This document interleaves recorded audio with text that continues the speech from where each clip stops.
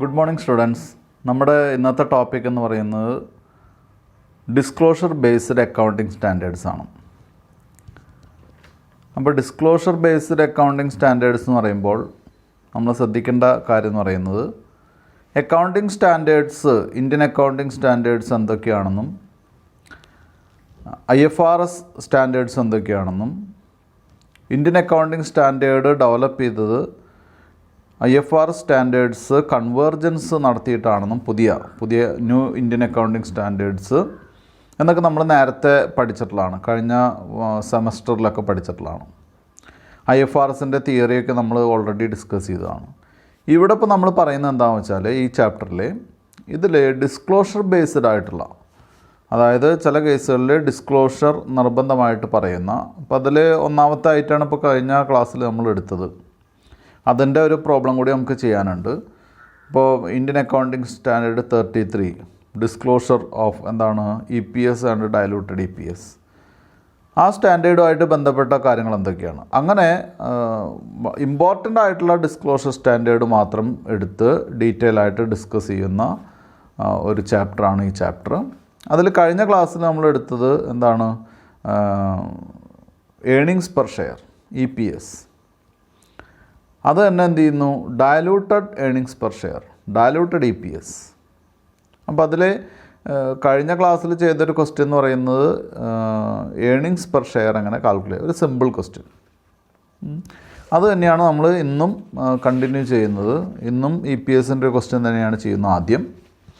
ആദ്യം EPSൻ്റെ ക്വസ്റ്റ്യൻ ചെയ്യാമെന്ന് പറയുമ്പോൾ നമ്മൾ ശ്രദ്ധിക്കേണ്ട ഒരു കാര്യം എന്ന് പറയുന്നത് കഴിഞ്ഞ ക്ലാസ്സിൽ ചെയ്ത ക്വസ്റ്റ്യൻ്റെ അതേ മോഡൽ തന്നെ, കഴിഞ്ഞ ക്ലാസ്സിൽ ചെയ്ത ക്വസ്റ്റ്യൻ്റെ അതേ മോഡൽ തന്നെ, അതിൽ വലിയ മാറ്റങ്ങളൊന്നുമില്ല. എന്തൊക്കെയാണെന്ന് നോക്കാം. ഞാൻ ക്വസ്റ്റ്യൻ വായിക്കാം, കുട്ടികൾ ശ്രദ്ധിക്കുക. പേജ് നമ്പർ 276 ആണ്, 276 പേജിലെയാണ്. ഇല്ലസ്ട്രേഷൻ 2 ആണ്. A company has issued 4 lakh ordinary shares of ₹10 each. 4 ലക്ഷം ഓർഡിനറി ഷെയർസാണ് ഒരു കമ്പനി ഇഷ്യൂ ചെയ്തിട്ടുള്ളത്. ഷെയറിൻ്റെ വില, ഒരു ഷെയറിൻ്റെ വില 10 രൂപയാണ്. അത് fully called up and paid up ആണ്. Full stop. It has also issued 20,000 12% cumulative preference shares. അവരെന്തുകൂടി ഇഷ്യൂ ചെയ്തിട്ടുണ്ട്, 20,000 12% cumulative preference shares of ₹100 each, അതുകൂടി ഇഷ്യൂ ചെയ്തിട്ടുണ്ട്. The net profit after tax of ₹1 lakh. Net profit എന്ന് പറയുന്നത് ടാക്സിന് ശേഷമാണ്, after tax ആണ്. Net profit after tax ₹1 lakh and transfer to reserve ₹1,40,000. Transfer to reserve എന്ന് പറയുന്നത് 1,40,000 ആണ്. ഈസ് ₹8,26,000. അപ്പോൾ ഇവിടെ ടാക്സ് 1 ലക്ഷം രൂപ കുറച്ചിട്ട് ട്രാൻസ്ഫർ ടു റിസർവ് ₹1,40,000 കുറച്ച് നമുക്ക് എത്ര കിട്ടിയിട്ടുണ്ട്, 8,26,000 ആണ് നമ്മുടെ പ്രോഫിറ്റ്. അപ്പോൾ അത് നെറ്റാണ്, നെറ്റ് എമൗണ്ടാണ്. An expenses of ₹86,000 is payable which is allowable as per Indian accounting standard. അപ്പോൾ അടുത്തൊരു കാര്യം എന്ന് പറയുന്നത് ഇന്ത്യൻ അക്കൗണ്ടിങ് സ്റ്റാൻഡേർഡ് അനുസരിച്ച് അലൗബിൾ ആയിട്ടുള്ളൊരു എക്സ്പെൻസ് ഉണ്ട്, അതാണ് 86,000. അപ്പോൾ അതിനർത്ഥം അലൗബിൾ ആയിട്ടുള്ള എക്സ്പെൻസ് ആണ് നമ്മൾ എന്ത് ചെയ്തിട്ടില്ല, അലൗ ചെയ്തിട്ടില്ല. അപ്പോൾ അതുകൂടി ശ്രദ്ധിക്കണം. ഇനി നമ്മളോട് പറഞ്ഞിട്ടുള്ള കാൽക്കുലേറ്റ് EPS എന്നാണ്. അപ്പോൾ ഇവിടെ വലിയൊരു കോംപ്ലിക്കേറ്റഡ് പ്രോബ്ലം അല്ല അത്. ഇവിടെ ഒരു കാര്യം മാത്രം, കഴിഞ്ഞ ക്വസ്റ്റ്യൻ്റെ അതേ മെത്തേഡ് തന്നെ, അതേ പോയിൻ്റ് തന്നെ. പക്ഷേ ഇവിടെ എന്ത് പറഞ്ഞിട്ടില്ല, ഇവിടെ എടുത്തു പറഞ്ഞിട്ടില്ല, എന്ത്, പ്രിഫറൻസ് ഡിവിഡൻറ്റിൻ്റെ കാര്യം എടുത്തു പറഞ്ഞിട്ടില്ല. പ്രിഫറൻസ് ഷെയർ ഉണ്ട് എന്ന് മാത്രമേ പറഞ്ഞിട്ടുള്ളൂ. മനസ്സിലായല്ലോ. അപ്പോൾ കഴിഞ്ഞ പ്രോബ്ലം ചെയ്തതിന് ശേഷം കഴിഞ്ഞ ക്ലാസ്സിൽ അവസാനം നമ്മളൊരു നോട്ട് ഡിസ്കസ് ചെയ്തിരുന്നു. ആ നോട്ടിൽ പറഞ്ഞിട്ടുള്ള കാര്യം എന്ന് പറയുന്നത് എന്താണ്, കുമുലേറ്റീവ് പ്രിഫറൻസ് ഷെയർ നമുക്കുണ്ടെങ്കിൽ ഡിവിഡൻഡ് പേയ്മെൻറ്റ് പറഞ്ഞിട്ടില്ലെങ്കിലും, സ്പെഷ്യലി എടുത്ത് പറഞ്ഞിട്ടില്ലെങ്കിലും നമ്മൾ എന്ത് പേ ചെയ്തതായിട്ട് കാണിക്കണം, പ്രിഫറൻസ് ഡിവിഡൻഡ് പേ ചെയ്തതായിട്ട് കാണിക്കണം. ഇനി കുമുലേറ്റീവ് പ്രിഫറൻസ് ഷെയർ അല്ല എങ്കിൽ നമ്മൾ എന്ത് ചെയ്യേണ്ട കാര്യമില്ല, എടുത്ത് പ്രത്യേകിച്ച് സ്പെഷ്യലായിട്ട് പ്രിഫറൻസ് ഡിവിഡൻഡ് പെയ്ഡ് എന്ന് പറഞ്ഞിട്ടില്ലെങ്കിൽ നമ്മൾ ആ ഡിവിഡൻഡ് പെയ്ഡ് കാണിക്കേണ്ട കാര്യമില്ല. കുറയ്ക്കേണ്ട കാര്യമില്ല, ഡിഡക്റ്റ് ചെയ്യേണ്ട ആവശ്യമില്ല. കുട്ടികൾക്ക് മനസ്സിലായിട്ടുണ്ടാവുമെന്ന് വിചാരിക്കുന്നു. അപ്പോൾ അവിടെ ഒരു ക്വസ്റ്റ്യൻ വരും, എന്താണ് കുമുലേറ്റീവ് പ്രിഫറൻസ് ഷെയർ, എന്താണ് നോൺ കുമുലേറ്റീവ് പ്രിഫറൻസ് ഷെയർ. ഞാൻ കഴിഞ്ഞ ക്ലാസ്സിൽ അത് പറഞ്ഞതാണ്. ആരെങ്കിലും അത് കേൾക്കാത്തവരുണ്ടെങ്കിൽ അവർ ശ്രദ്ധിക്കുക. കുമുലേറ്റീവ് പ്രിഫറൻസ് ഷെയറിൻ്റെ കേസിൽ കുട്ടികൾ ശ്രദ്ധിക്കേണ്ട കാര്യം, അത് കുമുലേറ്റ് ചെയ്ത് വരുന്ന നേച്ചറുള്ള ഷെയറാണ്. എന്താണ് കുമുലേറ്റീവ്? കുമുലേറ്റീവ് എന്ന് പറഞ്ഞാൽ എന്താണ്? ഒരു വർഷത്തെ പ്രോഫിറ്റ് കിട്ടിയിട്ടില്ലെങ്കിൽ അത് അടുത്ത വർഷം കിട്ടാനുള്ള റൈറ്റ് ഉണ്ട്. അടുത്ത വർഷവും കിട്ടിയില്ല എന്നുണ്ടെങ്കിൽ ഈ വർഷത്തെയും അടുത്ത വർഷത്തെയും കൂടി അതിനടുത്ത വർഷം കിട്ടാനുള്ള റൈറ്റ് ഉണ്ട്. അതായത് അത് പ്രോഫിറ്റിൻ്റെ ഷെയർ, അവരുടെ ഷെയർ ഇപ്പോൾ ലോസ് ആണെങ്കിലും അത് എന്ത് ചെയ്യില്ല, നഷ്ടപ്പെടില്ല. അതിങ്ങനെ കുമുലേറ്റ് ചെയ്ത് എന്നാണോ പ്രോഫിറ്റ് ഉള്ളത് അന്ന് അവർക്ക് എന്ത് ചെയ്യാൻ സാധിക്കും, റിക്കവർ ചെയ്യാൻ സാധിക്കും. അത് കഴിഞ്ഞിട്ട് ബാക്കിയുള്ള പ്രോഫിറ്റ് മാത്രമേ ഓർഡിനറി ഷെയർ ഹോൾഡേഴ്സിന് എന്ത് ചെയ്യാൻ പാടുള്ളൂ, എടുക്കാൻ പാടുള്ളൂ. അത് നിർബന്ധമാണ്. മനസ്സിലായല്ലോ? അപ്പോൾ അത്തരം ഷെയർസിനെയാണ് നമ്മൾ എന്തായിട്ട് പറയുന്നത്, കുമുലേറ്റീവ് ഷെയർ എന്ന് പറയുന്നത്. കുമുലേറ്റീവ് ഷെയർസ് ഉണ്ടെങ്കിൽ നമുക്ക് പ്രത്യേകിച്ചൊന്നും പറഞ്ഞിട്ടില്ലെങ്കിലും നമ്മൾ എന്ത് എഴുതണം, ഈ ഷെയർ കൃത്യമായിട്ട് അതിനുള്ള പ്രോഫിറ്റ് നമ്മൾ എന്ത് ചെയ്യണം, നമ്മുടെ നെറ്റ് പ്രോഫിറ്റിൽ നിന്ന് പ്രിഫറൻസ് ഷെയറിൻ്റെ പ്രോഫിറ്റ് മാറ്റി വയ്ക്കണം. അപ്പോൾ അത് ഇനി കൂടുതൽ പറയേണ്ട കാര്യമില്ല. മറ്റൊരു കാര്യം എന്ന് പറയുന്നത്, ഇതിൽ വേറെ അഡ്ജസ്റ്റ്മെൻ്റ് ഒന്നുമില്ല. ഒരു അഡ്ജസ്റ്റ്മെൻ്റ് ഉണ്ട്. നമ്മൾ നേരത്തെ എങ്ങനെ നമ്മുടെ എന്താണ് profit available to attributable to ordinary shares എന്ന് പറയുന്ന ടോപ്പിക്ക് കാണാമെന്നുള്ളതിനെ ആ 275-ാമത്തെ പേജിൽ ഞാൻ ആദ്യത്തെ ക്ലാസ്സിൽ കഴിഞ്ഞ ക്ലാസ്സിൽ ഡിസ്കസ് ചെയ്തിട്ടുണ്ടായിരുന്നു. എങ്ങനെയാണ് കാണുക എന്ന് ചോദിച്ചപ്പോൾ നമ്മൾ പറഞ്ഞു, പ്രോഫിറ്റ് നെറ്റ് പ്രോഫിറ്റ് എഴുതുക, ദെൻ എന്ത് ചെയ്യുക, അതിൽ നിന്ന് അല്ലെങ്കിൽ നെറ്റ് പ്രോഫിറ്റ് ആഫ്റ്റർ ടാക്സ് എടുക്കുക, അല്ലെങ്കിൽ ബിഫോർ ടാക്സ് ആണെങ്കിൽ ടാക്സ് കുറയ്ക്കുക, അപ്പോൾ ആഫ്റ്റർ ടാക്സ് കിട്ടും. ദെൻ അതിൽ നിന്ന് പ്രിഫറൻസ് ഡിവിഡൻഡ് കൊടുത്തിട്ടുണ്ടെങ്കിൽ അത് കുറയ്ക്കുക, അപ്പോൾ നമുക്ക് അലൗബിൾ പ്രോഫിറ്റ് കിട്ടും. ഇനി എന്ത് ചെയ്യണം, ഇനി ആ പ്രോഫിറ്റിൽ നിന്ന് എന്തെങ്കിലും ഐറ്റംസ് ഇന്ത്യൻ അക്കൗണ്ടിങ് സ്റ്റാൻഡേർഡ് അനുസരിച്ച് അലൗബിൾ ആവുകയും അത് നമ്മൾ കൊടുക്കാതിരിക്കുകയും ചെയ്യുന്ന എന്തെങ്കിലും എക്സ്പെൻസ് ഉണ്ടെങ്കിൽ കുറയ്ക്കാം. മനസ്സിലായല്ലോ? മറ്റൊരു കാര്യം എന്ന് പറയുന്നത്, എന്തെങ്കിലും ഇൻകംസ് അതുപോലെ തന്നെ ഇന്ത്യൻ അക്കൗണ്ടിങ് സ്റ്റാൻഡേർഡ് അനുസരിച്ച് ആഡ് ചെയ്യാനുണ്ടെങ്കിൽ അത് എന്ത് ചെയ്യാം, അത് ആഡ് ചെയ്യാം. മനസ്സിലായല്ലോ? അതാണ് ഇവിടെ പറഞ്ഞിട്ടുള്ളത്. അപ്പോൾ ഇവിടെ പറഞ്ഞിരിക്കുന്നത് എന്താണ്, ഒരു 86,000 എക്സ്പെൻസ് ഉണ്ട് എന്നാണ് പറഞ്ഞിരിക്കുന്നത്. ഇനി നമുക്ക് ക്വസ്റ്റ്യനിലേക്ക് പോകാം, സൊല്യൂഷനിലേക്ക് പോകാം. ആദ്യം തന്നെ നമുക്ക് പ്രോഫിറ്റ് എഴുതി വയ്ക്കുക. പ്രോഫിറ്റ് എഴുതി വയ്ക്കുക എങ്ങനെയാണ്, net profit after tax that is 8,26,000. 8,26,000 രൂപയാണ് നമ്മുടെ നെറ്റ് പ്രോഫിറ്റ് ആഫ്റ്റർ ടാക്സ് എന്ന് പറയുന്നത്. അതവിടെ എഴുതി വയ്ക്കുക. ആഡ് ട്രാൻസ്ഫർ ടു റിസർവ്, അവിടെ നിന്ന് നമ്മൾ എന്താണ് റിസർവിലേക്ക് ട്രാൻസ്ഫർ ചെയ്തിട്ടുള്ള എമൗണ്ട് ആഡ് ചെയ്യുന്നു, 1,40,000. ദെൻ എന്താണ് അത് ആഡ് ചെയ്യാനുള്ള കാരണം എന്താണെന്ന് വെച്ചാൽ ട്രാൻസ്ഫർ ടു റിസർവ് നമ്മുടെ പ്രോഫിറ്റിനെ കുറയ്ക്കുന്നതാണ്, അല്ലേ? അങ്ങനെ നമുക്ക് എന്ത് ചെയ്യാൻ സാധിക്കില്ല, പ്രോഫിറ്റ് അലോ ചെയ്യാൻ സാധിക്കില്ല. അപ്പോൾ ഓൾറെഡി പ്രോഫിറ്റിലേക്ക് മാറ്റി വെച്ചിട്ടുള്ള എമൗണ്ട് കൂടി നമ്മൾ എന്ത് ചെയ്യുന്നു, ആഡ് ചെയ്യുന്നു. അപ്പോൾ നമുക്ക് ടോട്ടൽ പ്രോഫിറ്റ് കിട്ടുന്നത് 9,66,000 ആണ്. ദെൻ എക്സ്പെൻസസ് അലൗബിൾ, എന്താണ് എക്സ്പെൻസ് കുറയ്ക്കാനുണ്ട്, എത്രയാണ് എക്സ്പെൻസ് കുറയ്ക്കാനുള്ളത്, ഏറ്റവും താഴെ പറഞ്ഞിട്ടുള്ളതായിട്ടാണ് ഇന്ത്യൻ അക്കൗണ്ടിങ് സ്റ്റാൻഡേർഡ് അനുസരിച്ച് നമുക്ക് 86,000 രൂപ അലൗബിൾ ആണ്, ഡിഡക്റ്റബിൾ ആണ്. അപ്പോൾ അത് ലെസ് ചെയ്യാം, 86,000 ലെസ് ചെയ്യുക. അപ്പോൾ 8,80,000 കിട്ടും, 8,80,000 കിട്ടും. അതിൽ നിന്ന് നമ്മൾ എന്ത് ചെയ്യുക, പ്രിഫറൻസ് ഡിവിഡൻഡ് കുറയ്ക്കുക. അപ്പോൾ പ്രിഫറൻസ് ഡിവിഡൻഡ് ഇവിടെ പെയ്ഡ് പറഞ്ഞിട്ടില്ല, നമ്മളത് കാൽക്കുലേറ്റ് ചെയ്ത് കുറയ്ക്കണം. അപ്പോൾ എങ്ങനെയാണ് പ്രിഫറൻസ് ഡിവിഡൻഡ് കുറയ്ക്കുക? കുട്ടികളെല്ലാവരും തന്നെ പ്രിഫറൻസ് ഡിവിഡൻഡ് നോക്കുക. എത്രയാണ്, 20,000 12% കുമുലേറ്റീവ് പ്രിഫറൻസ് ഷെയർ ആണുള്ളത്. ഒരു ഷെയറിൻ്റെ വില 100 രൂപയാണ്. അപ്പോൾ 20,000 × 100 ആണ് അതിൻ്റെ ടോട്ടൽ വാല്യൂ എന്ന് പറയുന്നത്, അല്ലേ? അപ്പോൾ വാല്യൂ ഓഫ് പ്രിഫറൻസ് ഷെയർ എത്രയാണ്, 20,000 × 100 ആണ്. അപ്പോൾ നമുക്ക് വരുന്നത് എത്രയാണ് വരിക, 20 ലാഖാണ് വരിക. 20,000 × 100 എന്ന് പറയുമ്പോൾ 20 ലക്ഷം രൂപയാണ് വരിക. ആ 20 ലക്ഷത്തിൻ്റെ 12% നമുക്ക് കൊടുക്കേണ്ടത്. 20 ലക്ഷത്തിൻ്റെ 12% എന്ന് പറയുന്നത് 2,40,000 രൂപ വരും. ആ 2,40,000 രൂപ നമ്മൾ എന്ത് ചെയ്യുക, ഡിഡക്റ്റ് ചെയ്യുക. Preference dividend at the rate of 12% is equal to 2,40,000. അത് 8,80,000 ആണ് നമുക്ക് ബാലൻസ് നിൽക്കുന്നത്. അതിൽ നിന്ന് 2,40,000 കുറയ്ക്കുമ്പോൾ നമുക്ക് എന്ത് കിട്ടും, profit available to ordinary share holders കിട്ടും. Profit available to ordinary share holders എന്ന് പറയുന്നത് 6,40,000 ആണ്, 6,40,000 രൂപയാണ്. അതവിടെ എഴുതി വയ്ക്കുക. ഇനി എന്ത് ചെയ്യാം, ഇനി വളരെ സിമ്പിളായിട്ടുള്ള കാര്യമാണ്. EPS ഈസ് ഈക്വൽ ടു, അല്ലേ, EPS is equal to profit available or attributable to equity share holders divided by number of equity share holders. Number of equity shares അല്ലേ. അപ്പോൾ profit attributable to equity share holders എത്രയാണ് കിട്ടിയിട്ടുള്ളത്? 6,40,000 ആണ്. അതാ എഴുതി വയ്ക്കുക ആദ്യം. Profit attributable to equity share holders എന്ന് പറയുന്നത് 6,40,000 ആണ്. അപ്പോൾ EPS is equal to 6,40,000 divided by number of equity shares എത്രയാണ്? 4 lakh ആണ്. അത് 4 lakh എഴുതുക. അപ്പോൾ 6,40,000 divide by 4 lakh is equal to 1.6 1.6 രൂപയാണ് ഏണിങ്സ് പെർ ഷെയർ എന്ന് പറയുന്നത്. അപ്പോൾ ഇത് കുട്ടികൾക്ക് വ്യക്തമായിട്ട് മനസ്സിലായിട്ടുണ്ടാവും എന്ന് പ്രതീക്ഷിക്കുന്നു കേട്ടോ. കുട്ടികൾക്ക് എല്ലാവർക്കും തന്നെ ഈ ടോപ്പിക്ക് അറിയാം അല്ലെങ്കിൽ കിട്ടി എന്ന് വിചാരിക്കുന്നു. അടുത്ത ഹെഡിങ് എന്ന് പറയുന്നത് calculation of weighted average number of outstanding ordinary shares ആണ്. എങ്ങനെയാണ് weighted average number of outstanding share holdings നമുക്ക് ചെയ്യാൻ സാധിക്കുക, അല്ലെങ്കിൽ എങ്ങനെയാണ് ഈ ഔട്ട്സ്റ്റാൻഡിങ് ഷെയർസ് അല്ലെങ്കിൽ എന്താണ് നമ്മൾ ഡിവൈഡ് ചെയ്യുന്ന ഷെയറില്ലേ അതെങ്ങനെ കാൽക്കുലേറ്റ് ചെയ്യാം, അത് എവിടേക്കാണ് അതിൻ്റെ ഡിഫറൻസ് വരുന്നതെന്ന് നോക്കാം. അപ്പോൾ അതിൽ ആദ്യം തന്നെ പറഞ്ഞിട്ടുള്ള കുട്ടികൾ ശ്രദ്ധിക്കുക. Weighted average number of ordinary shares should be computed by adjusting for the change in the ordinary shares എന്നുള്ളതാണ്. അതായത് ഓർഡിനറി ഷെയർസിൽ പല മാറ്റങ്ങളും വരാം.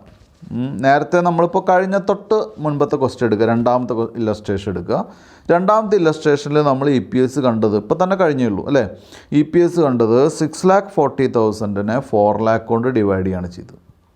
മനസ്സിലായോ? അപ്പോൾ സപ്പോസ് ആ 4 lakh എന്ന് പറയുന്നത് തുടക്കത്തിലുള്ള അവരുടെ ഓർഡിനറി ഷെയറിൻ്റെ നമ്പറാണ്.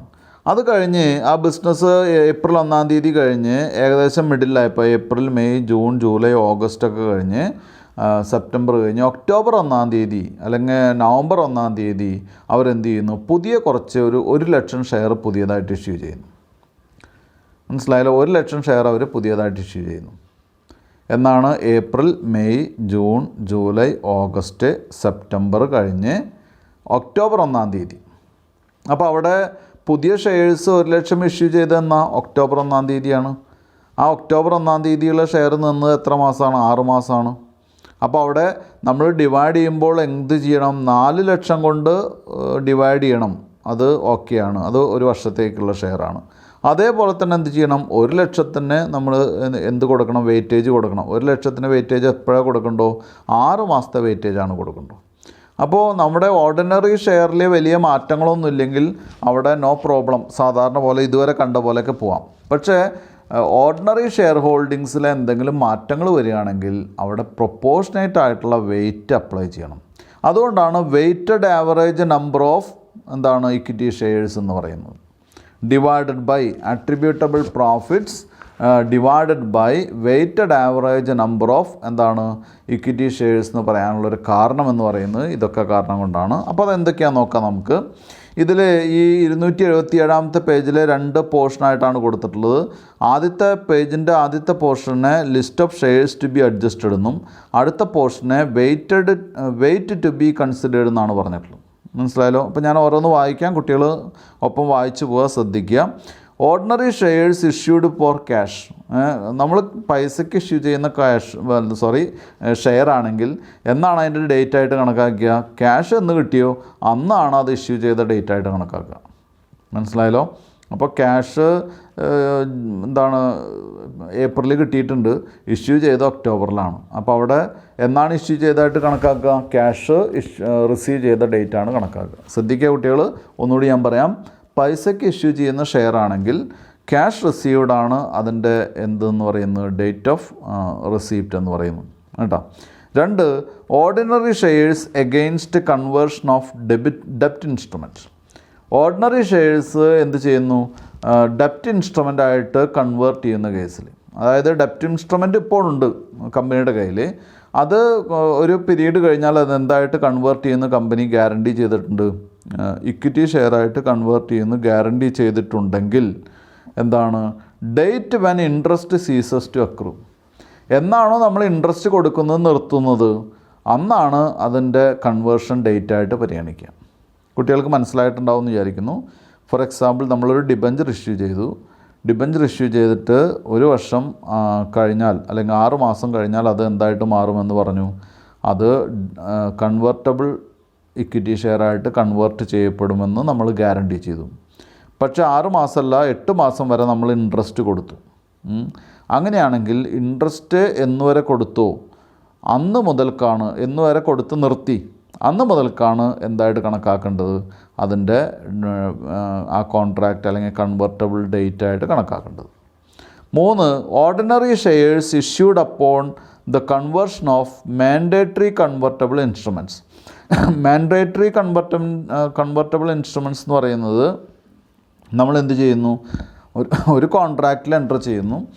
അതിൽ ഇത്ര നാൾ കഴിയുമ്പോൾ നമ്മൾ നിർബന്ധമായിട്ടും ആ ഐറ്റം, ആ ഇൻസ്ട്രുമെൻറ്റ് എന്തായിട്ട് കൺവേർട്ട് ചെയ്യണം, ഓർഡിനറി ഷെയർ ആയിട്ട് കൺവേർട്ട് ചെയ്യണം. അതാണ് അതിൻ്റെ കണ്ടീഷൻ. അപ്പോൾ അവിടെ പറയുന്നത് date of entering into contract, ആ കോൺട്രാക്റ്റിൽ നിർബന്ധമായിട്ടും ഷെയറായിട്ട് കൺവേർട്ട് ചെയ്യാമെന്ന് പറഞ്ഞുകൊണ്ട് എൻ്റർ ചെയ്യുന്ന കോൺട്രാക്റ്റിൻ്റെ ഡേറ്റ് എന്നാണോ അന്ന് മുതൽ അത് പ്രാബല്യത്തിൽ വരും. അത് വെയ്റ്റഡ് ഷെയറായിട്ട് നമ്മൾ പരിഗണിക്കും. അടുത്ത 4ാമത്തെ പോയിൻ്റ് എന്ന് പറയുന്നത് ordinary shares against interest or principal of any financial instruments. Ordinary shares against interest or principal of any financial instrument എന്ന് പറയുന്നത് നമ്മൾ ഏതെങ്കിലും ഫിനാൻഷ്യൽ ഇൻസ്ട്രുമെൻറ്റിൻ്റെ ഇൻട്രസ്റ്റിന് പകരമോ ഏതെങ്കിലും ഫിനാൻഷ്യൽ ഇൻസ്ട്രുമെൻറ്റിൻ്റെ മെയിൻ എമൗണ്ടിന് അല്ലെങ്കിൽ പ്രിൻസിപ്പൽ എമൗണ്ടിന് പകരമോ ഓർഡിനറി ഷെയർസ് കൊടുക്കുകയാണെങ്കിൽ date when interest ceases to accrue, അവിടെയും എന്ത് തന്നെയാണ്, ഇൻട്രസ്റ്റ് കൊടുക്കാതിരിക്കുന്ന സമയം എപ്പോഴാണോ, ഇൻട്രസ്റ്റ് എപ്പോഴാണോ നമ്മൾ കൊടുക്കുന്നത് നിർത്തുന്നത് അന്ന് മുതൽക്ക് എന്ത് ഇഷ്യൂ ചെയ്തതായിട്ട് പരിഗണിക്കപ്പെടും, അന്ന് മുതൽക്ക് ഈ ഷെയർസ് ഓർഡിനറി ഷെയർസ് ഇഷ്യൂ ചെയ്തതായിട്ട് ട്രീറ്റ് ചെയ്യും. അടുത്തത് ordinary shares issued in exchange of the settlement of A liability of the entity. Ordinary share issue ചെയ്യുന്നു എന്തിനു വേണ്ടി, നമ്മുടെ ഒരു ലയബിലിറ്റി അഡ്ജസ്റ്റ് ചെയ്യാൻ വേണ്ടി, ലയബിലിറ്റി സെറ്റിൽ ചെയ്യാൻ വേണ്ടി നമ്മൾ എന്ത് ചെയ്യുന്നു, ഓർഡിനറി ഷെയർസ് ഇഷ്യൂ ചെയ്യുന്നു. അപ്പോൾ എന്താണ് തീരുമാനിക്കേണ്ടത്, ഏതാണ് date on which settlement becomes effective. എന്നാണോ ഇതിൻ്റെ സെറ്റിൽമെൻറ്റ് എഫക്റ്റീവ് ആവുന്നത് അന്ന് മുതൽക്ക് ഇത് സെറ്റ് ചെയ്തതായിട്ട് നമ്മൾ എന്ത് ചെയ്യുന്നു, പരിഗണിക്കുന്നു, ഡേറ്റായിട്ട് പരിഗണിക്കുന്നു. 6ാമത്തെ point ordinary shares issued in consideration of acquisition of assets other than cash. Ordinary shares issue ചെയ്തിട്ട് അസറ്റ്സ് കിട്ടുന്നു ക്യാഷിന് പകരമായിട്ട്. ഓർഡിനറി ഷെയർസ് ഇഷ്യൂ ചെയ്തിട്ട് അസറ്റ്സ് കിട്ടുന്നു ക്യാഷിന് പകരമായിട്ട് എങ്കിൽ നമ്മൾ എന്ത് ചെയ്യണം, അതിൽ പറയുന്നത് date on which acquisition is recognised. Acquisition recognise ചെയ്ത ഡേറ്റ് എന്നാണോ അന്ന്. അക്വസിഷൻ എങ്ങനെയാണ് റെക്കഗ്നൈസ് ചെയ്യുക, ആ പ്രോഡക്റ്റ് അല്ലെങ്കിൽ ട്രാൻസാക്ഷൻ നടന്നാൽ അക്വസിഷൻ റെക്കഗ്നൈസ് ചെയ്യുക. അത് നമ്മൾ റെക്കഗ്നേഷനിൽ പഠിച്ചിട്ടുണ്ട് അല്ലേ. അപ്പോൾ എന്നാണോ റെക്കഗ്നൈസ് ചെയ്ത് അക്വിസിഷൻ്റെ റെക്കഗ്നേഷൻ എന്നാണോ നടന്നത് അന്ന് ആ ഡേറ്റ് എന്തായിട്ട് പരിഗണിക്കപ്പെടും, റെസിപ്റ്റായിട്ട് പരിഗണിക്കപ്പെടും, അല്ലെങ്കിൽ ഇഷ്യൂ ചെയ്തതായിട്ട് ഓർഡിനറി ഷെയർസിൻ്റെ ഡേറ്റായിട്ട് നമ്മൾ ട്രീറ്റ് ചെയ്യും. അടുത്തത് ordinary shares issued against services rendered. Ordinary shares services റെൻറ്റഡിന് പകരമായിട്ട് ഓർഡിനറി ഷെയർസ് ഇഷ്യൂ ചെയ്യുകയാണെങ്കിൽ അതിൽ പറയുന്നത് എന്താണെന്ന് വെച്ചാൽ വെൻ സർവീസ് ഈസ് റെൻറ്റഡ്, എപ്പോഴാണ് ആ സർവീസ് കൊടുത്തത് ആ സമയമാണ് നമ്മൾ എന്ത് ചെയ്യേണ്ടത്, പരിഗണിക്കേണ്ടത്. അടുത്തത് 8ാമത്തെ point partly paid up ordinary shares. Partly paid up ordinary ഷെയർസിന് ഈ കുട്ടികൾ നമ്മൾ ശ്രദ്ധിക്കേണ്ട കാര്യം എന്താണെന്ന് വെച്ചാൽ ഞാനിപ്പോൾ ഇങ്ങനെ വായിച്ചു പോകുമ്പോൾ ഓരോ ഐറ്റവും വളരെ സിമ്പിളായിട്ട് കുട്ടികൾക്ക് തോന്നാം, പക്ഷേ ഇതൊക്കെ നമുക്ക് പ്രോബ്ലത്തിൽ വരുന്നതാണ്. അപ്പോൾ അതുകൊണ്ട് ഞാനിപ്പോൾ പറയുന്ന ഓരോ പോയിൻറ്റും കുട്ടികൾ വളരെ ശ്രദ്ധിച്ച് നോക്കി ഇരിക്കുക. എന്താ കാരണം എന്ന് വെച്ചാൽ അതിൻ്റെ പോയിൻറ്റ്സൊക്കെ മനസ്സിലാക്കുക. ഏതെങ്കിലും ടോപ്പിക്കൊക്കെ ചിലപ്പോൾ അറിയാത്തതൊക്കെ ഉണ്ടാവാം, അതൊക്കെ പ്രോബ്ലം ചെയ്യുമ്പോൾ ക്ലിയർ ചെയ്യാം. അല്ലെങ്കിൽ ഇപ്പോൾ അറിയാത്തതുണ്ടെങ്കിൽ ചോദിക്കുക കേട്ടോ. നമുക്ക് ക്ലാസ് കേൾക്കുന്ന സമയത്ത് ക്ലാസ് കഴിഞ്ഞ് വാട്സപ്പ് ചെയ്ത് ചോദിച്ചു കഴിഞ്ഞാൽ ഞാനത് ക്ലിയർ ചെയ്ത് തരാം. പാർട്ട്ലി പെയ്ഡ് അപ്പ് ഓർഡിനറി ഷെയർസിൻ്റെ കാര്യം എന്താണ്? ഈ partly paid up ordinary shares അതാദ്യം മനസ്സിലാക്കണ്ടേ. എല്ലാവർക്കും അറിയാവുന്നതാണ്, അറിയേണ്ടതാണ്, കാരണം ഇതൊക്കെ കഴിഞ്ഞ വർഷം നമ്മൾ പഠിച്ചതാണ്. Partly paid up ordinary shares എന്ന് പറഞ്ഞാൽ ഫോർ എക്സാമ്പിൾ നമ്മൾ 1000 ഷെയർ ഇഷ്യൂ ചെയ്തു. ഒരു ഷെയറിൻ്റെ വില 10 രൂപയാണ്. അപ്പോൾ 1000 ഷെയർ ഇഷ്യൂ ചെയ്തു, ഒരു ഷെയറിൻ്റെ വില 10 രൂപയാണെങ്കിൽ എത്ര വരും? 10000 രൂപയാണ് മൊത്തം കിട്ടുക നമുക്ക്. ആ ഷെയർ ഇഷ്യൂ ചെയ്താൽ കമ്പനി കളക്ട് ചെയ്യുക 10,000 റുപ്പീസാണ്. പക്ഷേ 1000 ഷെയർ ഇപ്പോൾ കോൾ ചെയ്തിട്ടുള്ള 5 രൂപ മാത്രമേ ഉള്ളൂ. ബാക്കിയുള്ള 5 രൂപ ഇപ്പോൾ വിളിച്ചിട്ടില്ല, കോൾ ചെയ്തിട്ടില്ല, ഇനി വരാനിരിക്കുന്നേ ഉള്ളൂ. അപ്പോൾ 10000 ഷെയറിന് 5 രൂപ വെച്ചിട്ടേ ഉള്ളൂ, 1000 ഷെയറിന് 5 രൂപ വെച്ചിട്ടേ നമ്മളിപ്പോൾ കോൾ ചെയ്തിട്ടുള്ളൂ. അപ്പോൾ എന്ത് വരും? 1000 ഷെയറിന് 5 രൂപ വെച്ചാൽ കിട്ടിയിട്ടുള്ളൂ. അപ്പോൾ 5000 രൂപയാണ് ഇപ്പോൾ കിട്ടിയിട്ടുള്ളൂ. അത്തരം അവസ്ഥേനെയാണ് partly paid up ordinary shares എന്ന് പറയുന്നത്. പകുതിയാണ്, അല്ലെങ്കിൽ പകുതി എന്നല്ല, ഒരു ഭാഗമാണ് പേ ചെയ്തിട്ടുള്ളൂ. പാർട്ട്ലി പെയ്ഡ് ഓർഡിനറി ഷെയർസാണ് അതെന്ന് പറയുന്നത്. ഇനി അതിനെ എങ്ങനെയാണ് നമ്മൾ കണക്കാക്കുക, വെയിറ്റ് എങ്ങനെയാണ് കൺസിഡർ ചെയ്യുക എന്നുള്ളതാണ്. Ordinary shares in the ratio of amount paid up to the face value of the shares. അതിനെ എന്ത് ചെയ്യണം, ഓർഡിനറി ഷെയർ ആയിട്ട് കണക്കാക്കണം. ഏത് റേഷ്യോയിൽ? In the ratio of amount paid up to the face value of shares. അതിനെ face value of ഷെയറിൽ എത്ര ഷെയറിനെ അടച്ചു എന്നുള്ള രീതിയിൽ പരിഗണിക്കാം. ഫോർ എക്സാമ്പിൾ 1000 × 5 എന്ന് പറയുമ്പോൾ 5000 ആണ് നമ്മൾ അടച്ചിട്ടുള്ളത്, അല്ലേ? 5000 അടച്ചതിനെ എന്ത് ചെയ്യണം, ഫേസ് വാല്യൂ കൊണ്ട് ഡിവൈഡ് ചെയ്താൽ മതി. ഫോർ എക്സാമ്പിൾ 1000-ന് 10 രൂപയുടെ ഷെയറാണ്, അതിൽ 1000-ന് 5 രൂപയാണ് അടച്ചത്. അപ്പോൾ 1000 × 5 5000. ഈ 5000-നെ ഫേസ് വാല്യൂ കൊണ്ട് ഡിവൈഡ് ചെയ്യുക. അപ്പോൾ ഫേസ് വാല്യൂ 10 ആണ്. അപ്പോൾ എത്രയാണ്? 500 ഷെയറായിട്ട് നമ്മൾ എന്ത് ചെയ്യണം, കൺസിഡർ ചെയ്യണം. മനസ്സിലായല്ലോ? 500 ഷെയറായിട്ട് നമ്മൾ കൺസിഡർ ചെയ്യണം. ഇത് കുട്ടികൾക്ക് ഇപ്പം ഞാൻ പറയുമ്പോൾ വ്യക്തമാവണം എന്നില്ല. അങ്ങനെ വ്യക്തമാകാത്തവരെ ആ പ്രോബ്ലം വരുമ്പോൾ വ്യക്തമാക്കാൻ പറ്റുമെന്ന് വിചാരിക്കുക. അല്ലെങ്കിൽ അത് ശ്രദ്ധിച്ച് വായിച്ചു നോക്കുക. എന്തെങ്കിലും സംശയം ഉണ്ടെങ്കിൽ ഞാൻ ക്ലിയർ ചെയ്ത് തരാം കേട്ടോ. അപ്പോൾ പാർട്ട്ലി പെയ്ഡ് അപ്പ് ഷെയർ എന്ന് പറഞ്ഞാൽ ആദ്യം മനസ്സിലാക്കേണ്ടത് ഒരു ഭാഗം അടച്ചു തീർത്ത ഷെയറാണ്. ഒരു ഭാഗം അടച്ചു തീർത്ത ഷെയറിനെ നമ്മൾ എന്തിലേക്ക് കൺവേർട്ട് ചെയ്യണം? ഫുള്ളി പെയ്ഡ് ആയിട്ടുള്ള ഷെയറായിട്ട് കൺവേർട്ട് ചെയ്യണം കേട്ടോ. അപ്പോൾ അങ്ങനെയാണ് ചെയ്യുക. അപ്പോൾ നേരത്തെ എക്സാമ്പിൾ പറഞ്ഞിരുന്നു ഞാൻ, 1000 ഷെയർ ഉണ്ട്, ഒരു ഷെയറിൻ്റെ വില 10 രൂപയാണ്. പക്ഷേ ഇപ്പോൾ നമ്മൾ പേ ചെയ്യാൻ പറഞ്ഞത് 5 രൂപ മാത്രമാണ്. ബാക്കി 5 രൂപ ഇതുവരെ വിളിച്ചിട്ടില്ല. അപ്പോൾ ഇപ്പോൾ പേ ചെയ്തിട്ടുള്ള 5 രൂപയാണ്. നമ്പർ ഓഫ് ഷെയർസ് എന്ന് പറയുന്നത് 1000 ആണ്. അപ്പോൾ 1000 × 5 ആണ് പെയ്ഡ് അപ്പ് എമൗണ്ട്. മനസ്സിലായല്ലോ? 1000 × 5 എന്ന് പറയുന്നത് 5000 ആണ്. ആ 5000-നെ ഫേസ് വാല്യൂയിലേക്ക് കൊണ്ടുവരാൻ എന്ത് ചെയ്യണം? 5000 divide by face value per share എത്രയാണ്? 10 രൂപയാണ്. അപ്പോൾ നമുക്കറിയാം എത്രയാണ്? 5000-നെ 10 കൊണ്ട് ഡിവൈഡ് ചെയ്യുമ്പോൾ 500 ഷെയർസാണ് വെയിറ്റ് ആയിട്ട് നമ്മൾ എന്ത് ചെയ്യേണ്ടത്, കാണിക്കേണ്ടത്. അപ്പോൾ അത് ശ്രദ്ധിക്കുക. അടുത്തത് 9ാമത്തെ ഐറ്റം റൈറ്റ് ഇഷ്യൂ ആണ്. റൈറ്റ് ഇഷ്യൂ എന്ന് പറഞ്ഞാൽ കുട്ടികൾക്കറിയാലോ, അവകാശ ഓഹരികളാണ് റൈറ്റ് ഇഷ്യൂ എന്ന് പറയുന്നത്. അവകാശ ഓഹരികളുടെ റൈറ്റ് ഇഷ്യൂവിൻ്റെ ഒരു പ്രത്യേകത എന്താണെന്ന് വെച്ചാൽ, റൈറ്റ് ഇഷ്യൂ എന്ന് പറയുന്നത് ഒരു എൻറ്റിറ്റി അല്ലെങ്കിൽ ഒരു കമ്പനി എക്സിസ്റ്റിംഗ് ഷെയർ ഹോൾഡേഴ്സിനെ കൊടുക്കുന്ന ഒരു പ്രിവിലേജാണ് റൈറ്റ് ഇഷ്യൂ എന്ന് പറയുന്നത്. അതായത് അവർ പുതിയ ഇഷ്യൂ നടക്കുന്ന സമയത്ത്, പുതിയ ഷെയർസ് ഇഷ്യൂ ചെയ്യുന്ന സമയത്ത് ഒരു പബ്ലിക് ഇഷ്യൂ നടത്തുന്നതിന് പകരമായിട്ട് അവരെന്ത് ചെയ്യുന്നു, ഇപ്പോഴുള്ള അവരുടെ ഷെയർ ഹോൾഡേഴ്സിനിടയിലേക്ക് അവരെന്ത് ചെയ്യുന്നു, ഷെയർസ് സർക്കുലേറ്റ് ചെയ്യുന്നു. അതൊരു ഓപ്ഷനിലാണ്. ഇപ്പോഴുള്ള എക്സിസ്റ്റിംഗ് ഷെയർ ഹോൾഡേഴ്സിന് അത് വേണമെങ്കിൽ പർച്ചേസ് ചെയ്യാം, അല്ലെങ്കിൽ എന്ത് ചെയ്യാം, റിജക്റ്റ് ചെയ്യാം. മിക്കവാറും അത് ഒരു റേഷ്യോ വെച്ചിട്ടൊക്കെ ആയിരിക്കും. ഫോർ എക്സാമ്പിൾ 2:1 എന്നുള്ള റേഷ്യോയിലാണ് എന്നുണ്ടെങ്കിൽ എന്താണ്, ഇപ്പോഴുള്ള അല്ലെങ്കിൽ 1:1 എന്നാണ്. അത് നമുക്ക് മനസ്സിലാക്കാൻ എളുപ്പമുണ്ട്. 1:1 ആണെങ്കിൽ ഇപ്പോൾ ആരുടെ കൈവശമൊക്കെയാണ് ഷെയർ ഉള്ളത് അവർക്കൊക്കെ അത്ര തന്നെ ഷെയർ എന്ത് ചെയ്യും, കിട്ടും. ഇപ്പോൾ എൻ്റെ കയ്യിൽ 500 ഷെയറാണ് ഒരു കമ്പനിയുടെ ഉള്ളതെങ്കിൽ അവർ 1:1 ഷെയർ ഇഷ്യൂ ചെയ്യുന്നതെങ്കിൽ എനിക്കെന്ത് കിട്ടും, എനിക്ക് 500 ഷെയർ കിട്ടും. എന്താ കാരണം? ഓരോ ഷെയറിനും ഒരു ഷെയർ അഡീഷണലായിട്ട് കൊടുക്കുകയാണ്, റൈറ്റ് ഷെയർ കൊടുക്കുകയാണ്. മനസ്സിലായോ? ഇനി അവരുടെ റേഷ്യോ 5:1 ആണെങ്കിൽ 500 ഷെയറിൽ ഒരാൾക്ക് എന്ത് കിട്ടും, 100 ഷെയർ കിട്ടും. അപ്പോൾ ഇതിനെയാണ് റൈറ്റ് ഇഷ്യൂ എന്ന് പറയുന്നത്. ഇനി മറ്റൊരു കാര്യം, റൈറ്റ് ഇഷ്യൂവിന് നമ്മൾ പൈസ കൊടുക്കണം, പക്ഷേ അതിന് ചെറിയൊരു ബോണസ് ഉണ്ടായിരിക്കും. മിക്കവാറും മാർക്കറ്റ് വാല്യൂവിനേക്കാൾ കുറച്ചുകൂടി താഴെയുള്ള വാല്യൂവിനായിരിക്കും ആര് ഇഷ്യൂ ചെയ്യുന്നത്, ഈ കമ്പനികൾ, എൻറ്റിറ്റികൾ എന്ത് ഇഷ്യൂ ചെയ്യുന്നു, റൈറ്റ് ഇഷ്യൂ ചെയ്യുന്നു. അപ്പോൾ റൈറ്റ് ഇഷ്യൂ ചെയ്യുമ്പോൾ അവിടെ നമുക്ക് എക്സിസ്റ്റിംഗ് ഷെയർ ഹോൾഡേഴ്സിന് ചെറിയൊരു ബെനിഫിറ്റ് ഉണ്ടാവും എന്ന് തന്നെ നമ്മൾ മനസ്സിലാക്കണം, എന്ന് തന്നെ നമ്മൾ കാണണം. അപ്പോൾ എന്ത് ചെയ്യാം, റൈറ്റ് ഇഷ്യൂവിന് കൊടുത്തിട്ടുള്ള കൺസിഡറേഷൻ കുട്ടികൾ നോക്കുക. അഡ്ജസ്റ്റഡ് വിത്ത് റൈറ്റ് ഫാക്ടർ. റൈറ്റ് ഫാക്ടർ എന്ന് പറഞ്ഞാൽ എന്താ, ബോണസ് ഫാക്ടർ അല്ലെങ്കിൽ ബെനിഫിറ്റ് ഫാക്ടർ. മനസ്സിലായല്ലോ?